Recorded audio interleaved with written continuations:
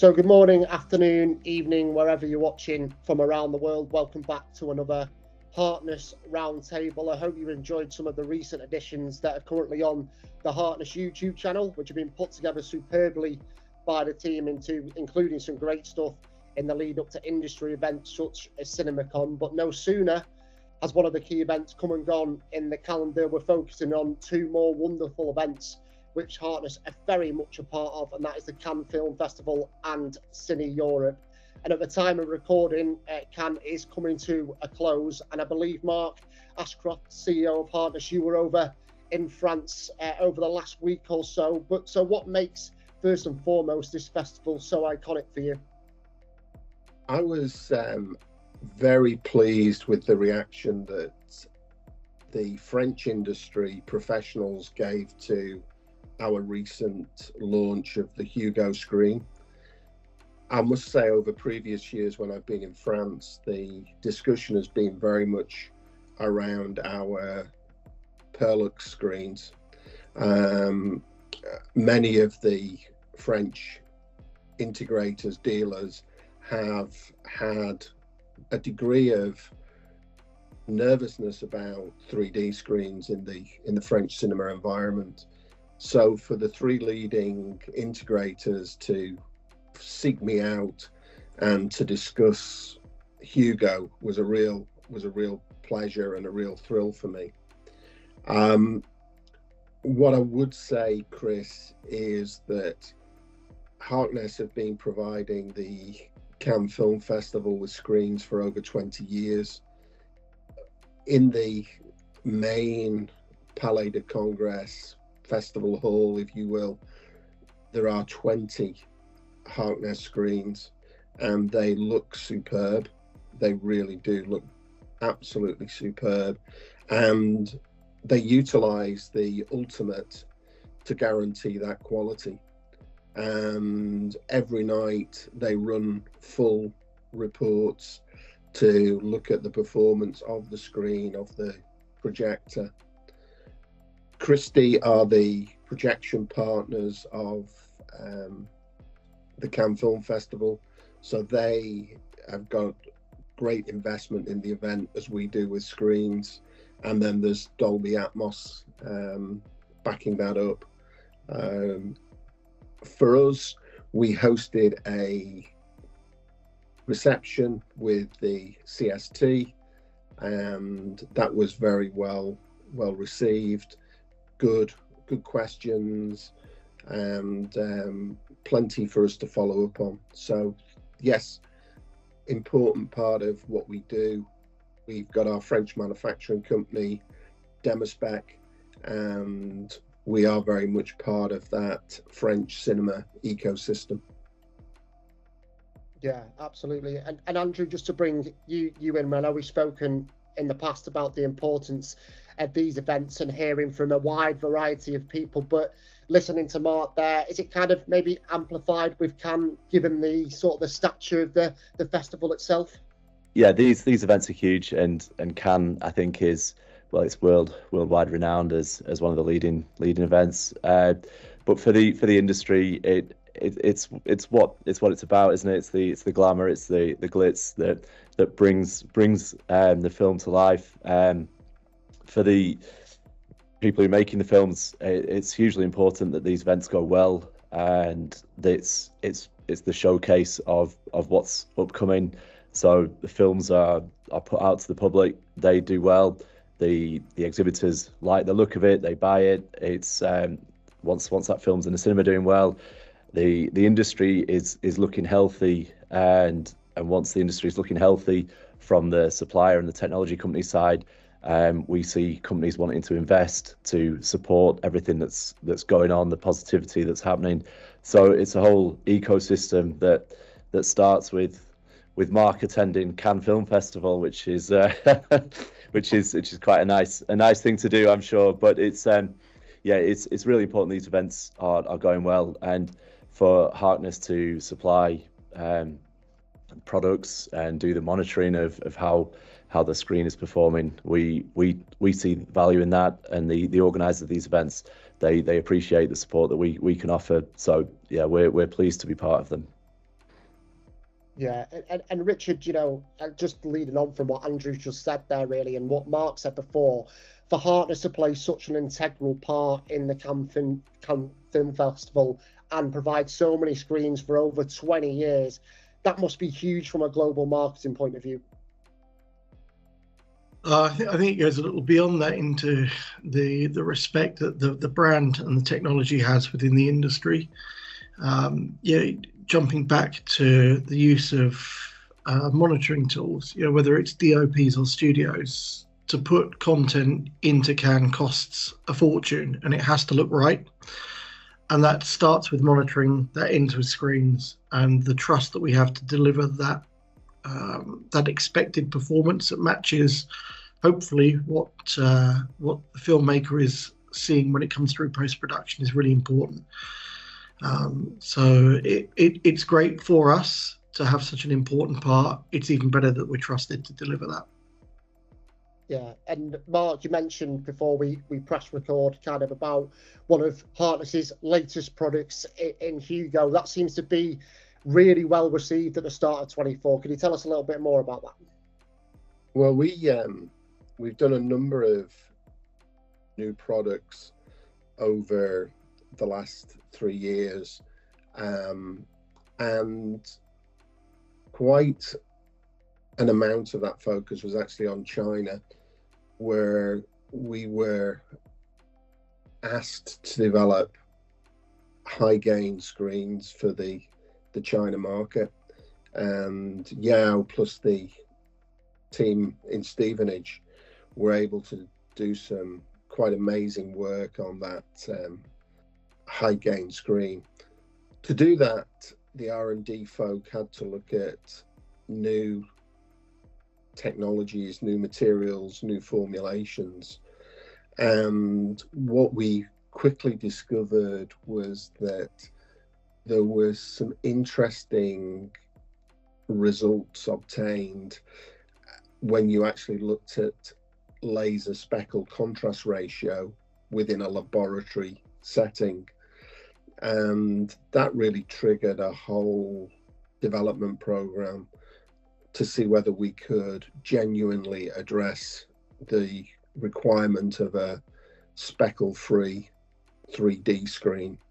And the R&D team at Stevenage worked really methodically through a number of different chemical formulations to develop a product with lower speckle.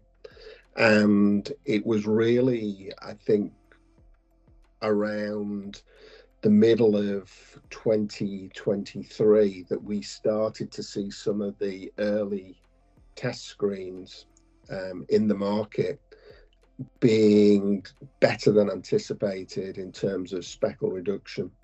And I really should hand over to Richard, who then took that to our development facility in France to really get under the hood of whether we had a product that we could genuinely positively say reduces laser speckle. Over to you, Richard. Great, yeah. So back end of 2023, we took Hugo into our test facilities in France, along with some help from our friends at Christie, to have a look at the impact, particularly of speckle, on Hugo versus our existing screens. So up until probably the release of Hugo, really, there's been a claim of screens being suitable for laser, but I would describe those as being laser ready in the same way that 720p TVs were HD ready. They weren't full HD. What we discovered when we took Hugo into our laboratories in France over the course of about a week was that we saw that very noticeable reduction in speckle, very, very obvious over distances from around 10 meters from the screen surface, and very distinguishable versus everything from Claris 170 all the way up to Spectral 300, and even some competitor screens that we were actually looking at the time as well. What that really told us was that we had a solution that would work, and we did that via a side-by-side analysis to make sure that we were looking at things at an equal throw and at the same moment in time. What we also discovered with Hugo, which probably lends itself mainly to laser projection, although actually still has a place inside of xenon-based projection, is the improvements in contrast. They're not particularly enormous. It's not at the same percentage that the speckle reduction is, which we think is about 30%. But that sort of 7, 8, 10% improvement in contrast has a dramatic impact.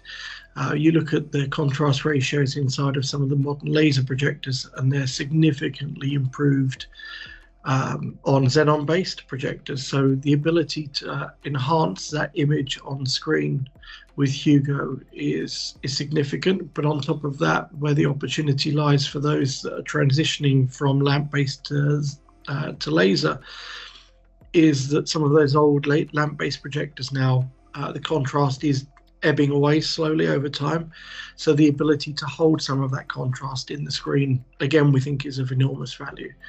So those were really the findings that we took out of that period in December. And then what we did was to take that over to our studio partners in February to come and have a look at Hugo again. So we did that in Los Angeles. We had all of the major studios come in, a mix of DOPs, post-production execs, to come and have a look and almost unknowingly tell us, hopefully, what we'd seen inside of France. And the feedback was quite overwhelming. These folk are used to seeing content through the post system inside of xenon-based projectors. That tends to be the norm inside of post at the moment, and they were overwhelmed by what we'd managed to do in terms of speckle reduction, and even being able to put some of that contrast back into the image. 2 or 3 of the folk that we saw over the 10 days we were out in LA really commented that it looked as good, if not better, than they'd seen it through post, and they're used to seeing the same pieces of content for hours at a time. So that really led us to where we are probably today with the successful launch at Cinemacon. Yeah, there seems to be a few smiles on faces between the 4 of you, sort of focusing on Hugo. And Yao, Mark mentioned that the initial focus was on yourself and China. So do you share the same excitement and enthusiasm for what Hugo has achieved up to this point? Yeah, like Mark mentioned, initially the Chinese market are still focusing on the high gain screen, but I mean, we working with our R&D team, and we are almost there. And with this Hugo spectral reduction technology combined with our high gain, I think that will be a fantastic product for our Chinese customers. Yeah, and Andrew, when you hear this kind of feedback, does it give you confidence when you have events like CineEurope coming up that Hugo can still have the same wow factor that we've seen already alongside the flagship products which Harkness also display at other festivals and other industry events? Yeah, we're looking forward to the upcoming show. It's not far away now, so we're going to do a similar big splash for Hugo that we had in Las Vegas in April. It's quite a lot of our European customers and partners and exhibitors don't make it to the States, so it'd be interesting to re-showcase it and see how the industry take it from this side of the water. So yeah, it's going to be a big event. There's a lot of planning going on currently, and we're going to be doing a similar demonstration of the screen, getting people's feedback onto what they see visually. It's all very well. We send them the details and give them a data sheet, but to actually see it in our small demo suites and get their feedback of what they're actually seeing is hugely important to us. Yeah, absolutely agree with that, Andrew. And Yao, just bringing it back to you and the point you made before about how exciting it is for you at the moment. Does that also sort of come with the box office numbers that we're seeing in China? It seems like the cinema industry itself is looking like a positive outlook for 2024. Yeah, I mean, here the box office is really recovering, starting from this year. You know, the first week of May is our Labor holiday here. So the 5 days box office, we achieved about 1.5 billion RMB, which is about 0.2 billion euro. So, and actually that is the third highest revenue of this May holiday box office, a little bit less than 2019 and 2022. And for the records here, the beginning of 2024 China box office is already achieved over 20 billion RMB. So it's really an encouraging number for us. Yeah, and the interesting we noticed that the box office contribution is switching a little bit. It's down to the more the third tier cities in China. Before it's probably between 35 to 38. Contribution from the tier 3 cities, but now it's over 40% now. Yeah, that's interesting. Yeah, because I noticed, Yao, in the lead up to the Cannes Film Festival, there was a lot of excitement about China making a strong return. Is that kind of what you were saying there, that, you know, there seems to be this really positive increase in China at the moment? Yeah, I think, and you know, the biggest cinema chain, top one, is Wanda, our previous partner, and their revenue recovery is pretty exciting. I mean, it's almost over 95% back to their pre-COVID performance. So yeah. Yeah, I was going to say, Yao, just to finally touch on this, but why do you think there is this kind of improvement and real positive outlook across the board in the cinema industry? Sorry, what's your question again? I was going to say, what in terms of what do you think is the main reason, or is there a couple of reasons why there is this positivity at the moment in China? You know, we from the whole world cinema industry, we are still impacting for the content lateness from like, for example, Hollywood, and but this year's more and more very good local Chinese film has been showing into the market. That's I mean, all customers are used to, I mean, watch the Chinese cinema instead of those movies content from the Hollywood. Yeah, and I mean, we also have more and more boosting regulation, supporting regulation from the government side too. Yeah. And is that positivity something we're seeing, Mark, you know, across the US and Europe at the moment? Because, you know, every time we kind of have these roundtables, we always, you know, I think anyone who's involved with the cinema industry wants to remain positive, wants the outlook for the next 12 months to be a good one. Are you seeing any similar trends in the US and Europe at the moment? I definitely see optimism, and with that optimism, I see some action, which is encouraging. I would say at the moment that the movies that are currently on release are doing well for the industry, but they're not the big blockbusters that have cinemas planning future investment. And I think we need one of those tentpole releases to really move the industry to the next phase of recovery, shall we say.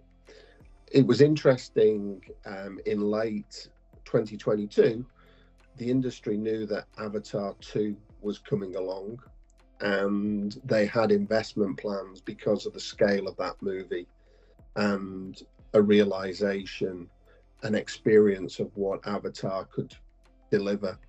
I think what we now need in the industry is a great forward-looking slate, and I think we have that. And my wish as a technology vendor would be that there is a significant tentpole that encourages our industry to invest, and with that I think we propel ourselves to that next level. Yeah, totally agree, Mark. And I mentioned to Andrew before, Mark, that obviously CineEurope is the next thing around the corner in the middle of June. I mean, what are you expecting from that personally, from when you get there, but also from a Harkness perspective as well? We've got a very experienced team on the ground in Barcelona this year, and we're going to be very focused on Hugo. We know that our customers want to talk to us about Hugo, but they also want to see Hugo in action.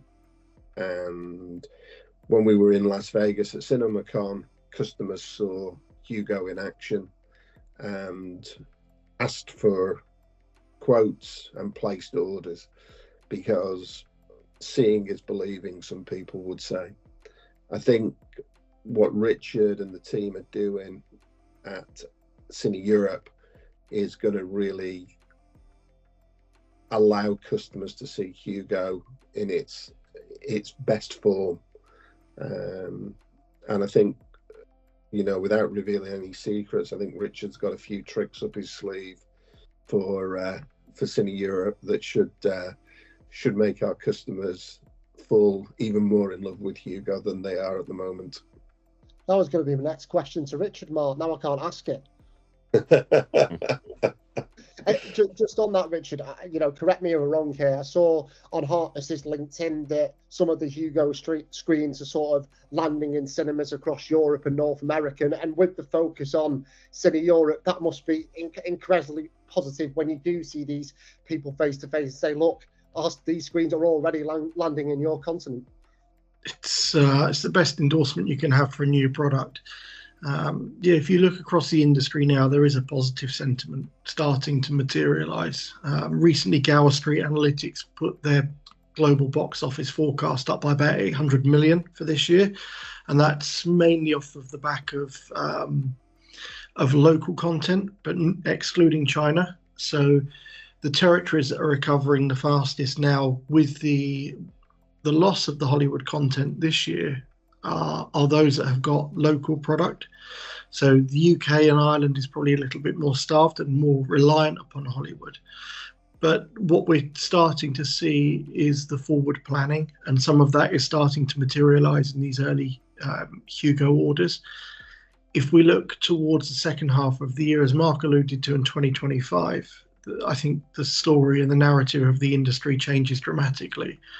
You know, if you look at what's coming towards the end of the year, you know, yes, we're probably not going to have an Oppenheimer and a Barbie in the summer this year, but there's plenty of good content. But if you look at things like Deadpool and Wolverine, you've got the Paddington sequel, Paddington in Peru, coming up.